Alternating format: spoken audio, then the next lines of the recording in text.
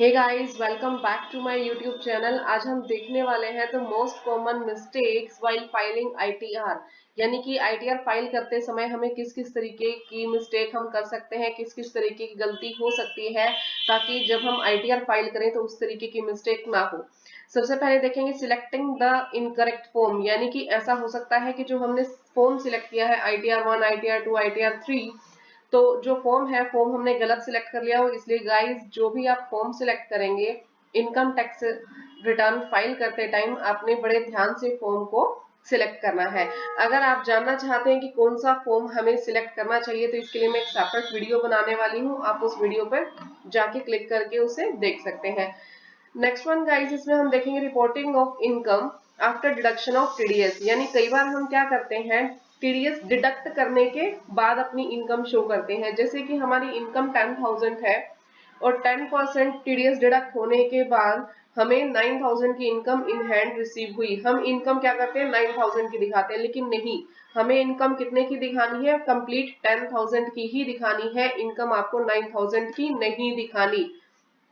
Next important point is non reporting of all bank account. Guys, कई बार हम क्या करते हैं कि कई बैंक अकाउंट, जो क्लाइंट है वो आकर के ये कहता है कि ये बैंक अकाउंट ऑपरेटिंग नहीं है, मैं इसे यूज नहीं कर रहा एंड ऑल, और हम उस बैंक अकाउंट की इंफॉर्मेशन आगे नहीं भेजते। आपको ऐसा नहीं करना है। उस क्लाइंट के जितने भी बैंक अकाउंट्स हैं, आपको सभी बैंक अकाउंट्स की डिटेल आगे भेजनी है। आपको सभी बैंक अकाउंट्स की रिपोर्टिंग देनी है। Next one is non reporting of income from investment, यानी इन्वेस्टमेंट से जो इनकम आ रही है आपने वो नहीं दिखाई। उसने कोई भी म्यूचुअल फंड की यूनिट्स ली हैं या अदर कोई भी शेयर्स लिए हुए हैं, कोई डिवेंचर्स लिए हुए हैं, किसी भी तरीके की इन्वेस्टमेंट अगर आपके क्लाइंट ने की है तो आप उससे पूछिए, उससे रिलेटेड इनकम जरूर दिखाइए।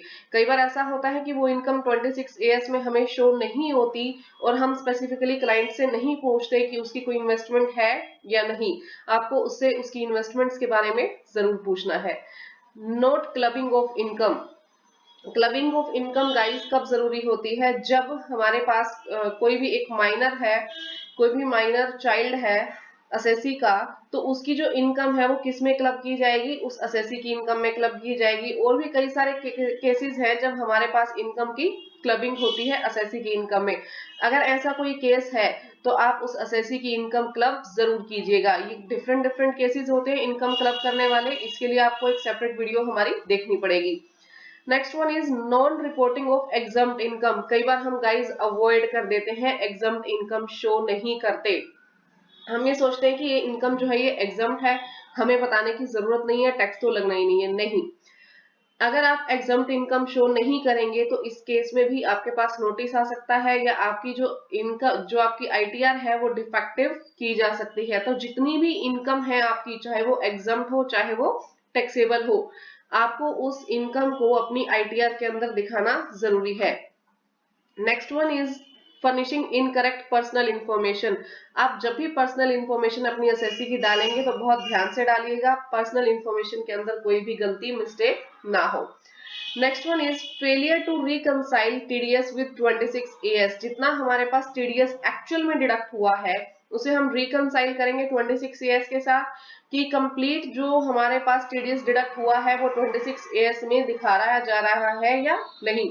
दूसरी बात, कई बार ऐसा होता है कि कोई टीडीएस रॉन्गली हमारे 26 AS में शो कर रहा होता है, जेन्युइनली वो हमारा टीडीएस नहीं होता। तो आप अपने बुक्स ऑफ अकाउंट्स में जो टीडीएस एक्चुअल में डिडक्ट हुआ है आपका, उसे रिकंसाइल कर लेंगे किसके साथ, 26 AS के साथ। उसके बाद फॉर्म 16।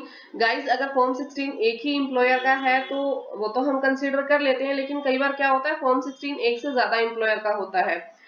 तो अगर एक से ज्यादा एम्प्लॉयर्स का फॉर्म 16 है तो उसे भी आप अच्छे से देख लीजिएगा, ऐसी कोई मिस्टेक ना हो, कुछ रह ना जाए। Next one is calculation of deduction that can be claimed. आप अपनी सारी डिडक्शंस जो आप क्लेम कर सकते हैं उसे बड़े ध्यान से देख लीजिएगा। 80C से 80U के सेक्शन में कौन कौन सी डिडक्शंस आप लोग क्लेम कर सकते हैं, असेसी ने कहाँ कहाँ डिडक्शंस के अकॉर्डिंग इन्वेस्ट किया हुआ है, पैसा लगाया हुआ है। Next one guys, donation. Donation में गलती क्या हो जाती है, हम लोग कई बार क्या करते हैं कि सारी की सारी डोनेशन 100% में डाल देते हैं। कहाँ डाल देते हैं, 100% में, कि जो भी डोनेशन है वो 100% एग्जाम्प्ट है। ऐसा नहीं है, सबसे पहले तो आप देखेंगे कि डोनेशंस इन कैश दी हैं या चेक के थ्रू दी हैं, और दूसरी बात इसमें आप देखेंगे कि वो 50% एग्जम्पशन की 50% डिडक्शन की कैटेगरी में आती है या 100%, तो ये चीज आप इसमें ध्यान रखिएगा। कुछ एक डोनेशंस जो है गाइस वो 2500 तक कैश अलाउड है, लेकिन उसके बाद आपको कैश अलाउड नहीं होगा। अदर इलेक्ट्रॉनिक फॉर्म में या बाय चेक और या फिर बाय डिमांड ड्राफ्ट ये आप उसे दे सकते हैं। नेक्स्ट वन हमारे पास आ जाएगा interest on NSC, national saving certificate. कई बार हम अवॉइड कर देते हैं गाइस की नेशनल सेविंग सर्टिफिकेट जो है उसका इंटरेस्ट एग्जम्प्ट है, हम लोग इसे इनकम में शो नहीं करते। ऐसा नहीं है, इंटरेस्ट ऑन एनएससी जो है उसकी डिडक्शन हमें 80C सेक्शन में मिलेगी, और 80C सेक्शन की मैक्सिमम लिमिट हमारे पास कितनी आ जाती है गाइस, 1,50,000 रुपीज। तो आपको interest on NSC, national saving certificate अलग से शो करना जरूरी है, आप इसे अलग से जरूर दिखाएंगे। तो गाइज ये हमारे पास कुछ एक बातें थी जो हमें ध्यान रखनी चाहिए इनकम टैक्स रिटर्न को फाइल करते वक्त। अगर आपको इनसे रिलेटेड कोई भी क्वेश्चन हो तो आप कमेंट बॉक्स में मुझसे पूछ सकते हैं। Thank you guys.